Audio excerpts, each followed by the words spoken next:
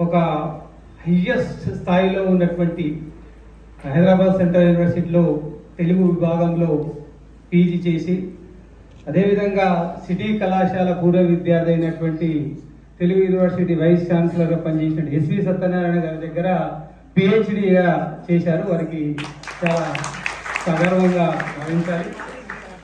అదేవిధంగా ఒక చిన్న వయసులో ఆర్టీఐ కమిషనర్ అంటే ఒక 50 దాటిన 60 దాటిన వాళ్ళని అపాయింట్ చేస్తారు. నిజంగా ఇది చాలా రేర్ కేసెస్.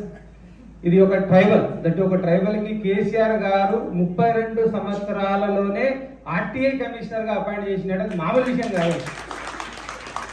అది ఆ చరిత్ర కీర్తి మీకే ఉంటుందని నేను భావిస్తున్నాను సార్. కమిషనర్గా ఉంటూ ఇప్పటి వరకు ఆయన పనితీరు చూడండి.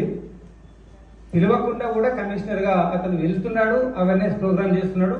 తను వచ్చిన కాలం నుంచి అతి తక్కువ పీరియడ్లోనే 20,000కు పైగా కేసులను వాదించింది సార్. అంటే పరిష్కరించి 20,000కు పైగా కేసులు పరిష్కరించాడు. కేసులను ఒక సైడు పరిష్కరిస్తూనే నిజంగా ప్రొఫెసర్లు చేయవలసినటువంటి పనిని కమిషనర్ గారు చేస్తున్నారు. మీరు చూడండి, ఆయన రాసినటువంటి బుక్స్, ఆ తర్వాత ఆయన నడుపుతున్నటువంటి ఒక మాసపత్రిక గిరిజన కిరీటం, ఒక మాసపత్రికను 20 సంవత్సరాల నుంచి నడిపి